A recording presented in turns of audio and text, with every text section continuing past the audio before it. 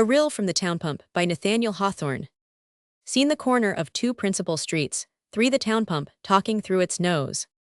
Noon by the north clock, noon by the east, high noon too by these hot sunbeams, which full scarcely aslope upon my head, and almost make the water bubble and smoke in the trough under my nose. Truly, we public characters have a tough time of it, and among all the town officers chosen at March meeting, where is he that sustains for a single year the burden of such manifold duties, as are imposed in perpetuity upon the town pump?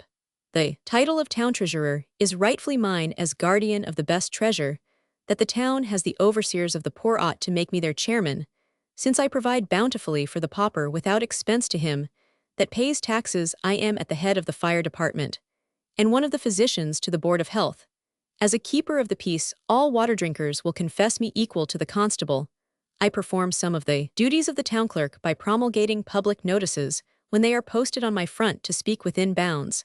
I am the chief person of the municipality and exhibit, moreover, an admirable pattern to my brother officers, by the cool, steady, upright, downright, and impartial discharge of my business, and the constancy with which I stand to my post. Summer or winter, nobody seeks me in vain, for all day long I am seen at the busiest corner just above the market, stretching out my arms to rich and poor alike, and at night I hold a lantern over my head, both to show where I am and keep people out of the gutters at this sultry noontide. I am cupbearer to the parched populace, for whose benefit an iron goblet is chained to my waist like a dramseller on the mall at muster day. I cry aloud to all and sundry in my plainest accents, and at the very tip-top of my voice. Here it is, gentlemen, here is the good liquor, walk up, gentlemen. Walk up, here is the superior stuff, here is the unadulterated ale of Father Adam, bitter than cognac, Hollands, Jamaica, strong beer, or wine of any price. Here it is by the hogshead, or the single glass, and not a cent to pay. Walk up, gentlemen, walk up, and help yourselves. It were a pity if all this outcry should draw no customers. Here they come, a hot day, gentlemen, quaff, and away again, so as to keep yourselves in a nice, cool sweat. You, my friend, will need another cupful to wash the dust out of your throat, if it be as thick there as it is on your cowhide shoes.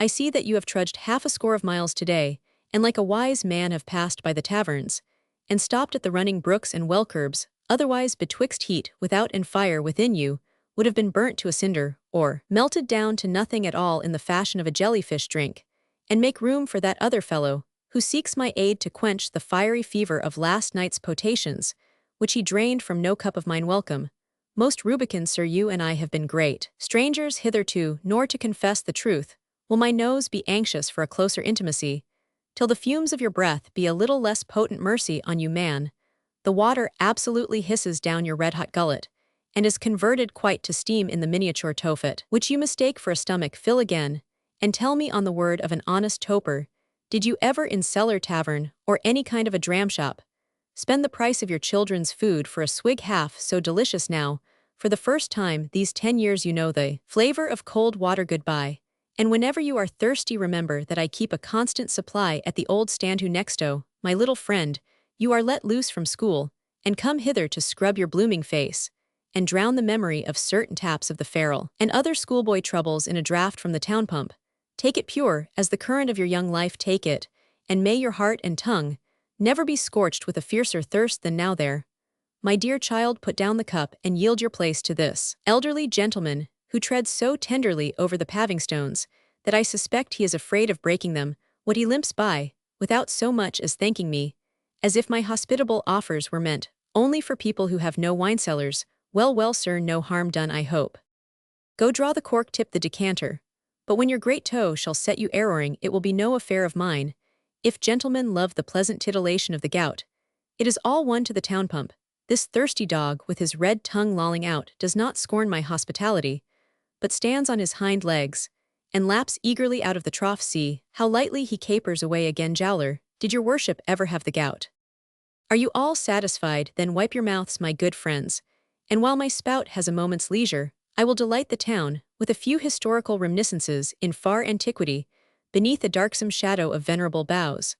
A spring bubbled out of the leaf-strewn earth, in the very spot where you now behold me on the sunny pavement. The water was as bright and clear, and deemed as precious as liquid diamonds. The Indian sagamores drank of it from time immemorial, till the fatal deluge of the firewater burst upon the red men, and swept their whole race away from the cold fountains in Dicot, and his followers came next, and often knelt down to drink, dipping their long beards in the spring. The richest goblet then was of birchbark. Governor Winthrop, after a journey afoot from Boston, drank here out of the hollow of his hand. The elder Higginson here wet his palm, and laid it on the brow of the first town-born child. For many years it was the watering place, and as it were, the wash-bowl of the vicinity, whither all decent folks resorted to purify their visages and gaze at them.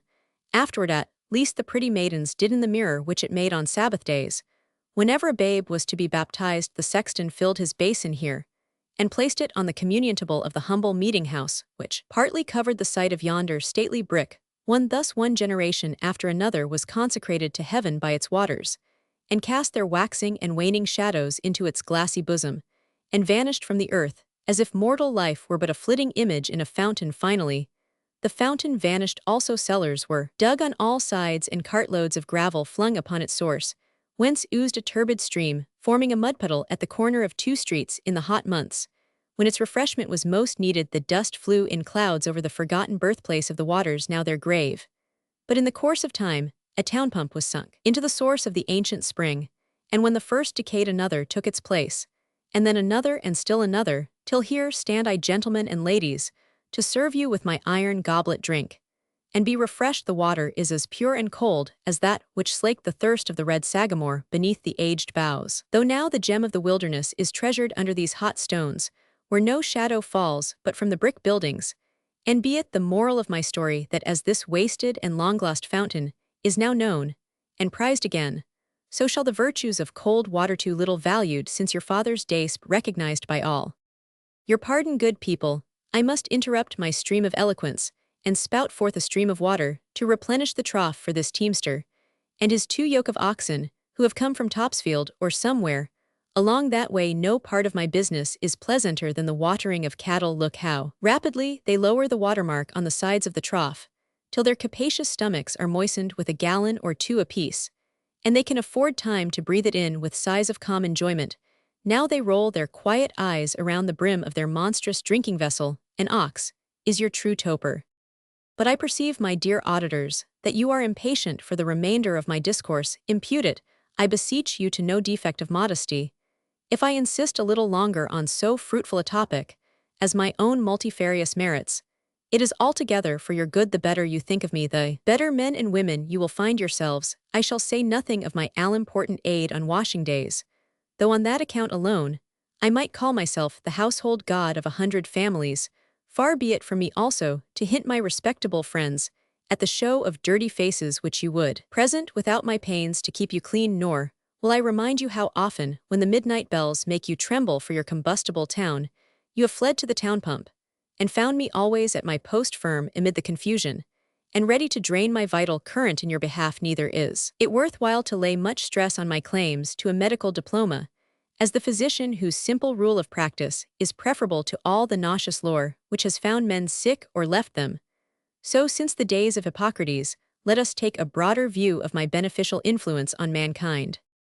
No, these are trifles compared with the merits which wise men concede to Maef, not in my single self, yet as the representative of a class of, being the grand reformer of the age from my spout, and such spouts as mine must flow the stream that shall cleanse our earth of the vast portion of its crime and anguish which has gushed from the fiery fountains of the still. In this mighty enterprise the cow shall be my great confederate.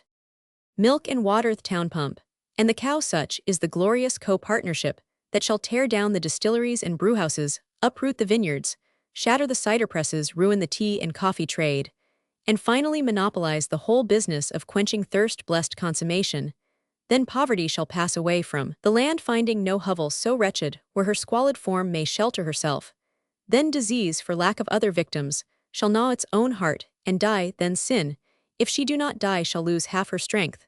Until now the frenzy of hereditary fever has raged in the human blood, transmitted from sire to son, and rekindled in every generation by fresh draughts of liquid flame. When that inward fire shall be extinguished, the heat of passion cannot but grow cool, and war, the drunkenness of nations perhaps will cease. At least there will be no war of households, the husband and wife drinking deep of peaceful joy, a calm bliss, of temperate affections shall pass hand in hand through life and lie down not reluctantly at its protracted close to them. The past will be no turmoil of mad dreams, nor the future an eternity of such moments, as follow the delirium of the drunkard their dead faces, shall express what their spirits were, and are to be by a lingering smile of memory and hope. A humdry work this speechifying especially to an unpracticed orator, I never conceived, till now what toil the temperance lecturers undergo for my sake hereafter, they shall have the business to themselves do some kind Christian pump a stroke or two, just to wet my whistle. Thank you, sir, my dear hearers. When the world shall have been regenerated by my instrumentality, you will collect your useless vats and liquor casks into one great pile and make a bonfire in honor of the town pump. And when I shall have decayed like my predecessors, then, if you revere my memory, let a marble fountain richly sculptured take my place upon this spot. Such monuments should be erected everywhere, and inscribed with the names of the distinguished champions of my cause. Now listen, for something very important is to come next. There are 2 or 3 honest friends of mine, true friends.